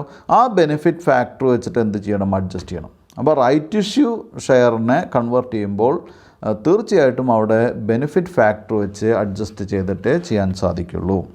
അടുത്തത് ബോണസ് ഷെയർ. ബോണസ് ഷെയർ എന്ന് പറയുന്നത് ബോണസായിട്ട് ഇഷ്യൂ ചെയ്യുന്ന ഷെയറിനെയാണ് വിത്തൗട്ട് എനി കൺസിഡറേഷൻ. ഒരു കമ്പനി അവരുടെ എക്സിസ്റ്റിംഗ് ഷെയർ ഹോൾഡേഴ്സിന് ഷെയർസ് വിത്തൗട്ട് എനി കൺസിഡറേഷൻ, ഒന്നും വാങ്ങാതെ, പേയ്മെൻ്റ് ഒന്നും സ്വീകരിക്കാതെ ഇഷ്യൂ ചെയ്യുന്ന ഷെയർസിനെയാണ് ബോണസ് ഷെയർ എന്ന് പറയുന്നത്. നമ്മൾ നേരത്തെ ആദ്യത്തെ ക്ലാസ്സുകളിലൊക്കെ അത് പഠിച്ചിട്ടുള്ളതാണ്. എന്താണ് റൈറ്റ് ഇഷ്യൂ, എന്താണ് ബോണസ് ഇഷ്യൂ എന്നൊക്കെ പഠിച്ചിട്ടുള്ളതാണ്. അങ്ങനെ ബോണസ് ഇഷ്യൂ ചെയ്യുകയാണെങ്കിൽ എന്താണ് കൺസിഡറേഷൻ നോക്കാം, എന്താണ് നമ്മുടെ വെയിറ്റ് എങ്ങനെയാണ് കാണാൻ നോക്കാം. അവിടെ കുട്ടികൾ ശ്രദ്ധിക്കുക. Shares included in the weighted average from the beginning of the reported period. അവിടെ നമ്മൾ എന്ത് ചെയ്യണം, ഈ ഷെയർ ബിഗിനിങ് തൊട്ട് തന്നെ നമ്മൾ എന്ത് ചെയ്യണം, അത് കണക്കാക്കണം. ഫോർ എക്സാമ്പിൾ നമുക്ക് പറയാം, ഈ ഫിനാൻഷ്യൽ ഇയറിൽ തുടങ്ങുന്നത് എന്നാണ്, ഏപ്രിൽ 2019 മുതൽക്കാണ് അല്ലേ. ഏപ്രിൽ 2019 മുതൽ മാർച്ച് 2020 വരെ അല്ലേ. മാർച്ച് 2020 വരെയാണ് ഫിനാൻഷ്യൽ ഇയർ എന്ന് പറയുന്നത്. അപ്പോൾ ആ ഫിനാൻഷ്യൽ ഇയറിൽ നമ്മൾ എന്ത് ചെയ്യുന്നു, ഏപ്രിൽ കഴിഞ്ഞ് April, May, June, July, August, September, October, 6 മാസം വേണമെന്നില്ല കേട്ടോ, ഞാൻ എളുപ്പത്തിന് വേണ്ടി അങ്ങനെ കണക്കാക്കിയതാണ്.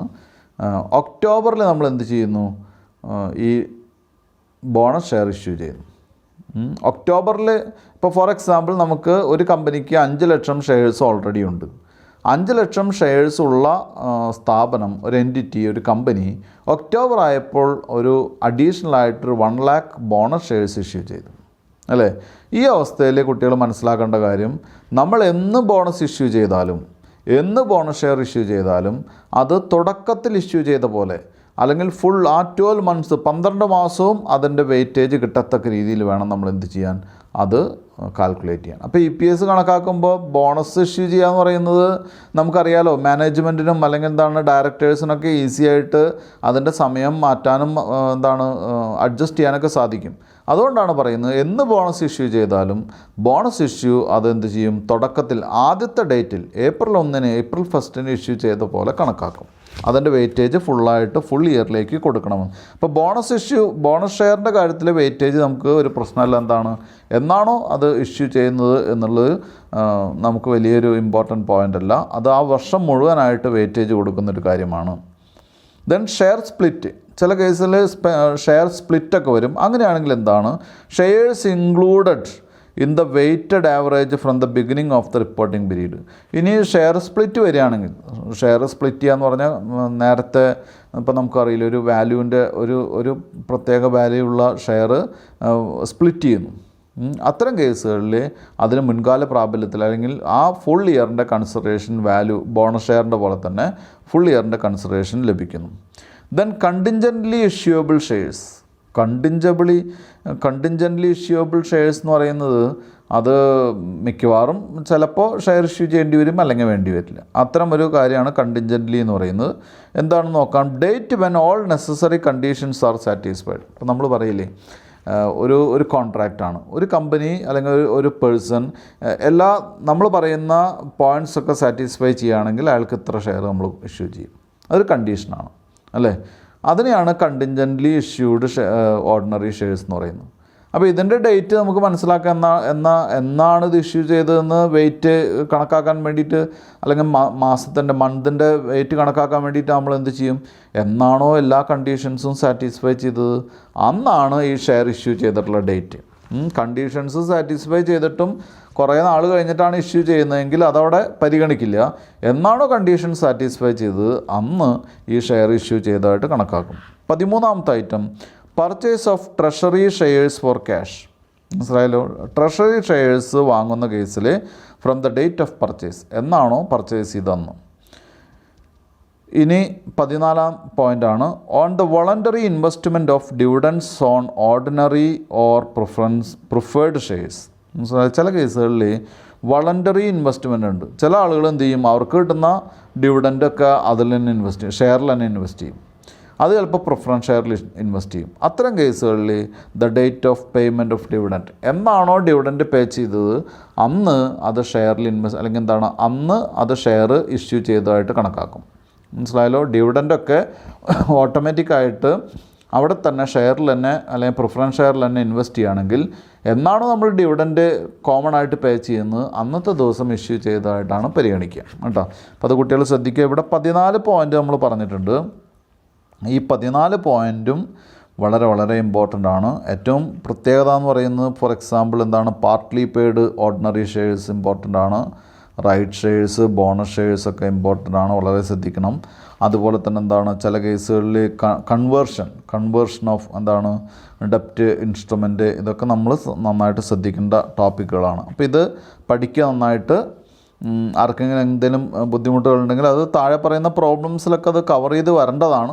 ഇനി അതല്ല ആർക്കെങ്കിലും ബുദ്ധിമുട്ടുണ്ടെങ്കിൽ നിങ്ങൾ ചോദിച്ചു കഴിഞ്ഞാൽ ഞാൻ പറഞ്ഞുതരാം കേട്ടോ, നന്നായിട്ട് ചോദിക്കുക. ഇനി നമുക്ക് അടുത്ത ക്വസ്റ്റ്യനിലേക്ക് പോകേണ്ടതുണ്ട്.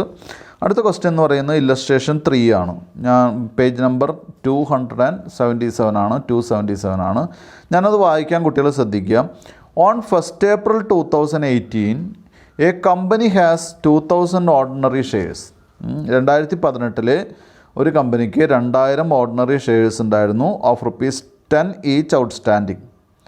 അപ്പോൾ 1st April 2018 എന്ന് പറയുമ്പോൾ തുടക്കമാണ് അല്ലേ. ഓപ്പണിങ്ങിൽ 2000 ഓർഡിനറി ഷെയർസ് 10 രൂപയിലുണ്ടായിരുന്നു. On 31st August 2018, 31st August എന്ന് പറയുമ്പോൾ നമ്മൾ ആദ്യം തന്നെ ക്വസ്റ്റ്യൻ വായിക്കുമ്പോൾ തന്നെ ഒന്ന് കൗണ്ട് ചെയ്ത് നോക്കാം. April, May, June, July, August, 5 മാസം കഴിഞ്ഞിട്ട്. മനസ്സിലായല്ലോ? ഒന്നുകൂടി പറയാം. April, May, June, July, August, 5 മാസം കഴിഞ്ഞിട്ട്. അപ്പോൾ ഓഗസ്റ്റ് 31st ആയതുകൊണ്ടാണ് നമ്മൾ 5 മാസം എണ്ണിയത് അല്ലേ. അപ്പോൾ ഓഗസ്റ്റ് 31st ഇഷ്യൂ ചെയ്യുകയാണെങ്കിൽ ബാക്കി അത് യൂസ്ഫുള്ളായി അല്ലെങ്കിൽ അതിൻ്റെ ലൈഫ് എത്രയുണ്ടായിരിക്കും? ഓഗസ്റ്റ് തൊട്ട് വീണ്ടും എണ്ണണം നമ്മൾ. August, September, October, November, December, ജനുവരി, ഫെബ്രുവരി, മാർച്ച്. അപ്പോൾ 5ഉം എത്രയാണ്? 3 മാസം. അതിൽ ഓഗസ്റ്റ് നമ്മൾ കൂട്ടാൻ പാടില്ല, സെപ്റ്റംബർ തൊട്ടേ കൂട്ടാൻ പാടുള്ളൂ അല്ലേ. ഓഗസ്റ്റ് കൂട്ടാതെ നമ്മൾ സെപ്റ്റംബർ, ഒക്ടോബർ, നവംബർ, ഡിസംബർ, ജാനുവരി, ഫെബ്രുവരി, മാർച്ച്, 5ഉം 2 7 മാസം. മനസ്സിലായല്ലോ? 7 മാസമാണ് അത് നിന്നിട്ടുണ്ടായിരിക്കുക. ഇനി നമുക്ക് ക്വസ്റ്റ്യനിലേക്ക് പോകാം. On 31st August 2018 it issued 600 ordinary shares for cash. അവരെന്ത് ചെയ്തു? 600 ഷെയർ ഇഷ്യൂ ചെയ്തു. മനസ്സിലായല്ലോ? പിന്നെ വീണ്ടും എന്ത് ചെയ്തു? അതിന് ശേഷം ഫുൾ സ്റ്റോപ്പ് ഇട്ടതിന് ശേഷം on 31st January 2019 it boat back 300 shares. ഇനി ജാനുവരി 2019 അവരെന്ത് ചെയ്തു? ഒരു 300 ഷെയർ വീണ്ടും അവരെന്ത് ചെയ്തു? ബോട്ട് ബാക്ക് ചെയ്ത് ബൈബാക്കിൽ തിരിച്ചു വാങ്ങി. മനസ്സിലായല്ലോ? അപ്പോൾ ഇവിടെ നമ്മൾ വെയിറ്റേജ് കാണണം എന്നാണ് പറഞ്ഞിട്ടുള്ളത്. അപ്പോൾ വെയിറ്റേജ് കാണുമ്പോൾ ഇതിൽ കുട്ടികൾക്ക് ഇഷ്ടമുള്ള രീതിയിൽ വെയിറ്റേജ് കാണാം. ഞാനൊരു മെത്തേഡ് പറയാം. ഇപ്പോൾ ടെക്സ്റ്റിൽ പറഞ്ഞ മെത്തേഡ് നമുക്ക് ഫോളോ ചെയ്യാം. ടെക്സ്റ്റിൽ പറഞ്ഞ മെത്തേഡ് ഇതാണ്. 1st April 2018 മുതൽ അവസാനം വരെയുള്ള നമ്പർ ഓഫ് ഷെയർ എത്രയാണ്? 2000 ഷെയർ. അതവിടെ ഉണ്ട്, അതിൽ യാതൊരു മാറ്റവും പറഞ്ഞിട്ടില്ല. 1st April 2018 a company has 2000 ordinary shares എന്നാണ് പറഞ്ഞിട്ടുള്ളത്. അപ്പോൾ അത് നേരത്തെ ഉള്ള ഷെയറാണ്, അതവിടെ ഉണ്ട് അല്ലേ, അതിലൊരു മാറ്റവും വന്നിട്ടില്ല. അപ്പോൾ അതവിടെ വയ്ക്കുക. ഇനി എന്ത് ചെയ്യുന്നു? അപ്പോൾ 2000 ഷെയർ ഫുള്ളാണ്. അപ്പോൾ അതിൽ എന്താണ് ഒരു പ്രത്യേകതയും വരുത്തേണ്ട കാര്യമില്ല, 2000 ഷെയർ അവിടെ ഉണ്ട്. ഇനി എന്താ ചെയ്യുന്നത്? 600 ഷെയർ ഇഷ്യൂ ചെയ്തു. 600 ഷെയർ ഇഷ്യൂ ചെയ്തത് എപ്പോഴാണ്? അത് ഇഷ്യൂ ചെയ്തത് 31st August അപ്പോൾ 600 ഷെയർ ഇഷ്യൂ ചെയ്യുമ്പോൾ നമ്മൾ എന്ത് ചെയ്യണം? അത് എത്ര നാളത്തേക്കുണ്ട് എന്ന് നോക്കാൻ വേണ്ടി നമ്മൾ 600 ഷെയർ ഓഗസ്റ്റിലാണ്. ഓഗസ്റ്റ് 31st ആണ്. അപ്പോൾ അടുത്ത മാസം മുതൽ കൗണ്ട് ചെയ്യുക. ഓഗസ്റ്റ് കഴിഞ്ഞാൽ നേരത്തെ നമ്മൾ കൗണ്ട് ചെയ്തു, 7 മാസം കിട്ടി അല്ലേ. അപ്പോൾ 600നെ നമ്മൾ വെയിറ്റ് കൊടുക്കാൻ വേണ്ടി 600 × 7/12 അതവിടെ നിൽക്കുക. അപ്പോൾ നേരത്തെ 2000 ഉണ്ട്, 2000 പ്ലസ് 2000 അതിൽ മാറ്റമില്ല. അപ്പോൾ 2000 പ്ലസ് 600 × 7/12 7 മാസത്തേക്കാണ് 600 ഷെയർ നിൽക്കുക. അതും കഴിഞ്ഞു. അടുത്ത് ഇഷ്യൂ ചെയ്യുന്നതല്ല, അടുത്ത് വിഡ്രോ ചെയ്യണം, ബൈബാക്ക് ചെയ്യണം. അതെന്നാണ്? 31st January 2019 അന്നാണ് ബോട്ട് ബാക്ക് ചെയ്യുന്നത് 300 ഷെയർ. അപ്പോൾ 31st January എന്ന് പറയുമ്പോൾ പിന്നെ എത്രയുള്ളത്? ജനുവരി കഴിഞ്ഞാൽ പിന്നെ ഫെബ്രുവരി, മാർച്ച് 2 മാസമേ ഉള്ളൂ അല്ലേ. അപ്പോൾ 300 × എന്ത് ചെയ്യണം? 2/12 അതാണ് അതിൻ്റെ വെയിറ്റ്. അതെന്ത് ചെയ്യണം? അത് ആഡ് ചെയ്യാനുള്ളതല്ല, അത് ബൈബാക്ക് ചെയ്താണ്. അപ്പോൾ എന്ത് ചെയ്യണം? 2000 പ്ലസ് 600 × 7/12 അത് ബ്രാക്കറ്റ് ചെയ്യാം, മൈനസ് 300 × 2/12. 300ൻ്റെ വെയിറ്റ് എത്രയാണ്? 300 ഷെയർ ബൈബാക്ക് ചെയ്തു, പക്ഷേ അതിൻ്റെ വെയിറ്റേജ് എത്രയാണ്? 12 മാസത്തിൽ 2 മാസമാണ് അതിൻ്റെ വെയിറ്റേജ് വരണുള്ളൂ. 600 ഷെയർ നമ്മൾ ഇഷ്യൂ ചെയ്തു, പക്ഷേ അതിൻ്റെ വെയിറ്റേജ് എത്രയാണ്? 7 മാസമാണ് അതിൻ്റെ വെയിറ്റേജ് വരുന്നുള്ളൂ. മനസ്സിലായോ? 2000 ഷെയർ മാത്രമാണ് ഫുള്ളായിട്ട് ഉപയോഗിക്കുന്നത്. അപ്പോൾ 2000 പ്ലസ് 600 ഇൻറ്റു 7/12 അത് ബ്രാക്കറ്റ് ചെയ്യുക, മൈനസ് 300 ഇൻറ്റു 2/12. അപ്പോൾ 2000 പ്ലസ് 2000 എന്നുള്ള ഫുള്ളായിട്ട് കൊടുക്കുന്നു, പ്ലസ് 600ൻ്റെ 7 മാസത്തേക്ക് കൺവേർട്ട് ചെയ്യുമ്പോൾ 380 വരും, മൈനസ് 300ൻ്റെ 2 മാസത്തേക്ക് കൺവേർട്ട് ചെയ്യുമ്പോൾ 50 വരും. അങ്ങനെ ടോട്ടൽ നമ്പർ ഓഫ് ഷെയർസ് നമുക്ക് കാണാൻ പറ്റിയ എത്രയാണ്? 2300 ഷെയറാണ് നമുക്ക് അവിടെ കാണാൻ സാധിക്കുന്നത്. 2300 ഷെയർ കേട്ടോ. മനസ്സിലായിട്ടുണ്ടാവും എന്ന് വിചാരിക്കുന്നു. ഇനി നമുക്ക് അടുത്ത ക്വസ്റ്റ്യനിലേക്ക് പോകാം. അടുത്ത ക്വസ്റ്റ്യൻ എന്ന് പറയുന്നത് ഇല്ലസ്ട്രേഷൻ 4 ആണ്. ഞാൻ വായിക്കാം, കുട്ടികൾ ശ്രദ്ധിക്കുക. പേജ് നമ്പർ 278 ആണ്. Page number 278 Indu limited has 2000 ordinary shares outstanding on 1 April 2019. അപ്പോൾ ഇവിടെയും കുട്ടികൾ ശ്രദ്ധിക്കുക, ഈ 2000 ഷെയർ ഔട്ട്സ്റ്റാൻഡിങ് ആണ്. അത് എന്നാണ് ഡേറ്റ്? 1 April 2019 ആണ്. അപ്പോൾ അതിങ്ങനെ കണ്ടിന്യൂ ചെയ്ത് വരികയാണ്. ഓപ്പണിംഗ് ഷെയറാണ് 2000 share. Fully called up and paid up, അത് ഫുള്ളി കോൾഡ് അപ്പ് ആണ്, അത് ഫുള്ളി പെയ്ഡ് അപ്പ് ആണ്. ഇനി ഓൺ 31 January 2019 അവിടെ പറയുന്നു എന്താണ്?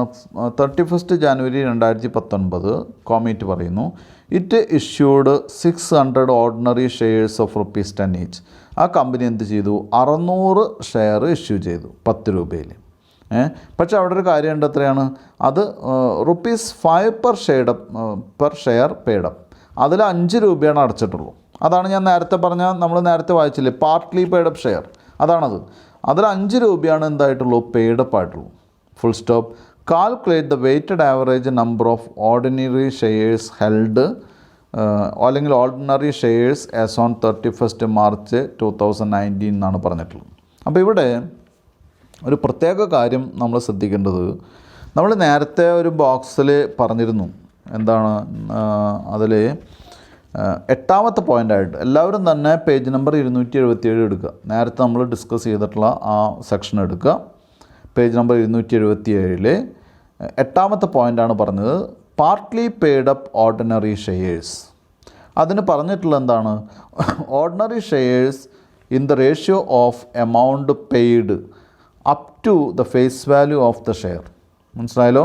Ordinary shares in the ratio of amount paid up to the face value of the share എന്നാണ് പറഞ്ഞിട്ടുള്ളത്. ഓർഡിനറി ഷെയറിനെ എന്താണ്? പെയ്ഡപ്പ് വാല്യൂ ആയിട്ടുള്ള ഷെയറിനെ നമ്മൾ എന്തിലേക്ക് കൺവേർട്ട് ചെയ്യണം? ഫേസ് വാല്യൂയിലേക്ക് നമ്മൾ എന്ത് ചെയ്യണം? കൺവേർട്ട് ചെയ്യണം. മനസ്സിലായല്ലോ? അതാണ് പോയിൻ്റ്. അപ്പോൾ അങ്ങനെയാണെങ്കിൽ നമ്മൾ ഇവിടുത്തെ എക്സാമ്പിൾ എടുക്കുക. 600, അവിടെ നേരത്തെ ഞാനൊരു 5000 ഷെയറിൻ്റെ എക്സാമ്പിൾ പറഞ്ഞിട്ടുണ്ടായിരുന്നു. എന്താ കാരണം? 1000 ഷെയർ, 5000 ഷെയറിൻ്റെ അല്ല, 1000 ഷെയറിൻ്റെ എക്സാമ്പിൾ നേരത്തെ പറഞ്ഞിട്ടുണ്ടായിരുന്നു. 1000 ഷെയറിന് 10 രൂപയാണ് ഷെയറിൻ്റെ വില, അതിൽ 5 രൂപയാണ് പെയ്ഡപ്പ്. അപ്പോൾ 1000 × 5 5000 വരിക. മനസ്സിലായല്ലോ? ഈ 5000ത്തിന് നമ്മൾ എന്ത് ചെയ്യണം? 5000 രൂപയാണ് നമുക്ക് കിട്ടിയിട്ടുണ്ടാവും. ഈ 5000ത്തിന് നമ്മൾ ഫേസ് വാല്യൂ ഓഫ് ഷെയർ കൊണ്ട് ഡിവൈഡ് ചെയ്യണം. ഫേസ് വാല്യൂ ഓഫ് ഷെയർ എത്രയാണ്? 10 രൂപയാണ്. 10 രൂപ കൊണ്ട് ഡിവൈഡ് ചെയ്തപ്പോൾ കിട്ടുന്ന 500 നമ്മുടെ എന്ത് ഷെയർ എന്ന് പറയുന്നത്? നമ്മുടെ ഓർഡിനറി ഷെയർ, ഇങ്ങനെ വെയ്റ്റഡ് ഷെയർ എന്ന് പറയുന്നത് 500. മനസ്സിലായല്ലോ? അപ്പോൾ ഇവിടെ നമുക്ക് നോക്കാം. ഇവിടെ 600 ഷെയറാണ് നമ്മൾ ഇഷ്യൂ ചെയ്യുന്നത്. ഒരു ഷെയറിൻ്റെ വില 10 രൂപയാണ്. പക്ഷേ നമുക്ക് റിസീവ് ചെയ്യുന്നത് എത്രയാണ്? 5 രൂപ വെച്ചിട്ടാണ്. അപ്പോൾ നമ്മൾ എന്ത് ചെയ്യും? നമുക്ക് റിസീവ് ചെയ്യുന്നത് എത്രയാണെങ്കിൽ അത് എഴുതും. എത്രയാണ്? 600 × 5, അതാണ് നമുക്ക് റിസീവ് ചെയ്യുന്നത്. 3000 അല്ലേ? 600 × 5 എന്ന് പറയുന്നത് 3000 ആണ്. അതിന് നമ്മൾ എന്ത് ചെയ്യണം? ഫേസ് വാല്യൂ പെർ ഷെയർ കൊണ്ട് ഡിവൈഡ് ചെയ്യുക. 3000നെ 10 രൂപ കൊണ്ട് ഡിവൈഡ് ചെയ്യുക. അപ്പോൾ നമുക്ക് എത്ര കിട്ടും? 300 കിട്ടും. ഈ 300 നമ്മുടെ എന്തായിട്ട്? നമ്മുടെ വെയ്റ്റഡ് ഷെയറായിട്ട് നമ്മൾ എടുക്കേണ്ടത് 300 ഷെയറിനെയാണ്. കുട്ടികൾക്ക് മനസ്സിലായിട്ടുണ്ടാവും എന്ന് വിചാരിക്കുന്നു. ഞാൻ ഒന്നുകൂടി പറയാം. പാർട്ട്ലി പെയ്ഡപ്പ് ഷെയർ ആണെങ്കിൽ ആദ്യം തന്നെ അതിനെ എന്തിലേക്ക് കൺവേർട്ട് ചെയ്യണം? അതിനെ പ്രൊപ്പോർഷനേറ്റ് ഫുള്ളി പെയ്ഡപ്പ് ആയിട്ട് കൺവേർട്ട് ചെയ്യണം. മനസ്സിലായല്ലോ? പാർട്ട്ലി പെയ്ഡപ്പ് ഷെയർ ആണെങ്കിൽ അതിനെ പ്രൊപ്പോർഷനേറ്റ് ഫുള്ളി പെയ്ഡപ്പ് ആയിട്ട് കൺവേർട്ട് ചെയ്യണം. അങ്ങനെ ഫുള്ളി പെയ്ഡപ്പ് ആയിട്ട് കൺവേർട്ട് ചെയ്യുമ്പോൾ നമ്മൾ എന്ത് ചെയ്യണം? 600 ഷെയറാണ് ഇവിടെ ഉള്ളത്. 600 ഇൻറ്റു നമുക്ക് കിട്ടിയിട്ടുള്ള പാർട്ട്ലി പെയ്ഡപ്പ് എന്ന് പറയുന്നത് 600 × 5 ആണ് അല്ലേ? 600 × 5 = എത്രയാണ് വരിക? 3000 വരിക. ആ 3000ത്തിന് നമ്മൾ ഫേസ് വാല്യൂയിലേക്ക് കൺവേർട്ട് ചെയ്യാൻ വേണ്ടി എന്ത് ചെയ്യും? ഫേസ് വാല്യൂ പെർ ഷെയർ കൊണ്ട് ഡിവൈഡ് ചെയ്യാം. അപ്പോൾ 3000നെ 10 കൊണ്ട് ഡിവൈഡ് ചെയ്യുമ്പോൾ നമുക്ക് മനസ്സിലായി 300 ഷെയറാണ് നമ്മുടെ എന്തായിട്ട് പറയുന്നത്? വെയ്റ്റഡ് ഷെയർ ആയിട്ട് വരുന്നത്. ഇനി നമുക്ക് സാധാരണ കാൽക്കുലേറ്റ് ചെയ്യുന്ന പോലെ കാൽക്കുലേറ്റ് ചെയ്യാം അല്ലേ? അവിടെ സൊല്യൂഷനിൽ കുട്ടികൾ ശ്രദ്ധിക്കുക, അവിടെ എഴുതിയിട്ടുണ്ട് as per Indian accounting standard 33 the number of partly paid shares shall be taken as 300 shares for the purpose of calculations. എങ്ങനെയാണ് ഉപയോഗിക്കുക? 300 ഷെയറാണ് ആ കാൽക്കുലേഷൻ പർപ്പസിന് വേണ്ടി ഉപയോഗിക്കുക എന്ന് പറഞ്ഞിട്ടുണ്ട്. അതിൻ്റെ കാൽക്കുലേഷൻ ഞാൻ നേരത്തെ പറഞ്ഞു, ഇനി ഞാൻ വീണ്ടും അതിലേക്ക് പോകുന്നില്ല. ഇനി നമ്മൾ ഇതിലേക്ക് വരാം. എങ്ങനെയാണ് കാൽക്കുലേറ്റ് ചെയ്യുക? 2000 ഓർഡിനറി ഷെയർ ഫുള്ളായിട്ട് എടുക്കുന്നു, അതിൽ യാതൊരു മാറ്റമില്ല. അപ്പോൾ 2000 അവിടെ എഴുതി വയ്ക്കുക, പ്ലസ് അല്ലേ. ഇതിൽ ടെക്സ്റ്റിൽ 12/12 ഒക്കെ പറഞ്ഞിട്ടുണ്ട് കേട്ടോ കുട്ടികൾ, ഞാനത് ഒഴിവാക്കിയതാണ്, അതിൻ്റെ ആവശ്യമില്ല. 12/12 എന്ന് പറയുന്നത് 2000 ഷെയർ ഒരു കൊല്ലം മുഴുവൻ ഉപയോഗിച്ചു. അപ്പോൾ അതുകൊണ്ടാണ് 12ൽ 12 മാസവും അത് എന്താണ്, അത് നിലനിൽക്കുന്നു, അത് വെയിറ്റിൽ ഉൾപ്പെടുത്തുന്നു. അതുകൊണ്ടാണ് 12/12. അതിൻ്റെ ആവശ്യമില്ലാത്ത കാരണം കൊണ്ടാണ് ഞാനത് എഴുതാഞ്ഞത് കേട്ടോ. അപ്പോൾ 2000 പ്ലസ് ഇനി എന്ത് ചെയ്യുക? 600 ഷെയറിന് വേണ്ടി നമ്മൾ എടുക്കുന്ന ഷെയർ എത്രയാണ്? നമ്മുടെ വെയിറ്റ് എത്രയാണ്? 300 ഷെയർ. എന്താ കാരണം? അത് പാർട്ട്ലി പെയ്ഡപ്പാണ് അല്ലേ. അപ്പോൾ പ്ലസ് 300 ഇൻറ്റു എത്ര മാസത്തേക്കാണ് അത്, എന്നാണ് ഇഷ്യൂ ചെയ്തിട്ടുള്ളത് നോക്കുക. പാർട്ട്ലി പെയ്ഡ് എന്നാണ് ഇഷ്യൂ ചെയ്തത് 31 ജാനുവരിയാണ്. 31 ജാനുവരി എന്ന് പറഞ്ഞാൽ ബാക്കി എത്ര മാസമുണ്ട്? ഫെബ്രുവരി, മാർച്ച്, 2 മാസമേ ഉള്ളൂ അല്ലേ. അപ്പോൾ എന്ത് ചെയ്യുക? 300 ഇൻറ്റു 2/12 ഇസിക്കൽ ടു 2000 പ്ലസ് 300ൻ്റെ 2 മാസത്തേക്ക് കൺവേർട്ട് ചെയ്യുന്ന സമയത്ത് എത്രയാണ് വരിക? 50 ഷെയറാണ് വരിക. 2000 പ്ലസ് 50 ഈസിക്കൽ ടു 2050 ഷെയർസ്. 2050 ഷെയർസാണ് നമുക്ക് എന്തായിട്ട് കിട്ടുന്നത്? ഇതിൻ്റെ ടോട്ടലായിട്ട് കിട്ടുന്നത്. അപ്പോൾ ഇത് കുട്ടികൾ എന്ത് ചെയ്യണം? നന്നായിട്ട് ശ്രദ്ധിക്കണം. കാരണം എന്താണെന്ന് വെച്ചാൽ ഈ ടോപ്പിക്ക് നമുക്ക് കൃത്യമായിട്ട് കവർ ചെയ്യേണ്ടതുണ്ട്, കൃത്യമായിട്ട് അറിയേണ്ടതുണ്ട്. ഇപ്പോൾ ഇതിൽ ഇപ്പോൾ ഈ കൺവേർട്ടഡ് ഷെയർസിൻ്റെ മുകളിൽ അല്ലെങ്കിൽ പാർട്ട്ലി പെയ്ഡപ്പ് ഷെയർസിൻ്റെ മുകളിൽ ഒരുപാട് സമയം നമുക്ക് അല്ലെങ്കിൽ ഒരുപാട് ക്വസ്റ്റ്യൻസ് നമുക്ക് ചെയ്യാൻ പറ്റില്ല. അപ്പോൾ ഓരോ ടോപ്പിക്കിലും 1, 2, 3 ക്വസ്റ്റ്യൻസൊക്കെയാണ് നമുക്ക് ചെയ്യാൻ പറ്റുക. അപ്പോൾ അതുകൊണ്ട് തന്നെ ഈ ടോപ്പിക്ക് കുട്ടികൾ പഠിക്കുമ്പോൾ, അതുകൊണ്ടാണ് ഞാൻ പറഞ്ഞത് നേരത്തെ ആ ബോക്സിലുള്ള ഓരോ ഐറ്റംസ്, അതായത് 14 ഐറ്റംസ് വായിക്കുമ്പോൾ ഞാൻ പറഞ്ഞിരുന്നത് എന്താണ്, ഇതിങ്ങനെ വെറുതെ വായിച്ചു പോവല്ല, ഇത് നമുക്ക് ക്വസ്റ്റ്യൻ്റെ ഭാഗമായിട്ട് വരാം. ഓരോന്നും ചിലപ്പോൾ തിയറി ക്വസ്റ്റ്യൻ ചോദിക്കാം, അതല്ലെങ്കിൽ എന്താണ് പ്രോബ്ലത്തിൻ്റെ ഭാഗമായിട്ട് വരാം. ആ സമയത്തൊക്കെ നമുക്ക് അറിയാൻ വേണ്ടിയിട്ട് നമ്മൾ എന്ത് ചെയ്യണം? വിശദമായിട്ട് പഠിക്കണം. ചില കേസുകളിൽ നമുക്ക് പഠിക്കുമ്പോൾ കൃത്യമായിട്ട് മനസ്സിലായില്ല എന്ന് വരും. ഇപ്പോൾ ഈ പാർട്ട്ലി പെയ്ഡപ്പ് ഷെയറിൻ്റെ കാര്യത്തിൽ തന്നെ പ്രോബ്ലം ചെയ്യുമ്പോഴായിരിക്കും പല കുട്ടികൾക്കും മനസ്സിലായിട്ടുണ്ടാവുക. തിയറി വായിക്കുമ്പോൾ ചിലപ്പോൾ മനസ്സിലായിട്ടുണ്ടാവണമെന്നില്ല. അപ്പോൾ അത്തരം കേസുകളിൽ ഉള്ളവരെന്ത് ചെയ്യുക? അതുകൂടി ശ്രദ്ധിക്കുക. ഇപ്പോൾ എല്ലാവർക്കും ഇത് മനസ്സിലായിട്ടുണ്ടാവുമെന്ന് വിചാരിക്കുന്നു. ഇനി നമുക്ക് എടുക്കേണ്ടത് ബോണസ് ഷെയറിൻ്റെ കാര്യമാണ്. അത് ഓൾറെഡി നമ്മൾ ഡിസ്കസ് ചെയ്ത് കഴിഞ്ഞിട്ടുള്ളതാണ്. ഇനി നമുക്ക് അതിൻ്റെ ടെക്നിക്ക്, ഇപ്പോൾ നേരത്തെ പറഞ്ഞില്ലേ ബോണസ് ഷെയർ, റൈറ്റ് ഇഷ്യൂ പോലെയുള്ള കാര്യങ്ങളാണ് ഇനി നമുക്ക് പഠിക്കാനുള്ളത്. എന്തായാലും ഇപ്പോൾ ഞാൻ ഈ ക്ലാസ് ഇവിടെ വെച്ച് നിർത്തുകയാണ്. ബാക്കിയുള്ള ടോപ്പിക്സ് നമുക്ക് അടുത്ത ക്ലാസ്സിൽ ഡിസ്കസ് ചെയ്യാം. എല്ലാവരും നന്നായിട്ട് പഠിക്കുക. Thank you.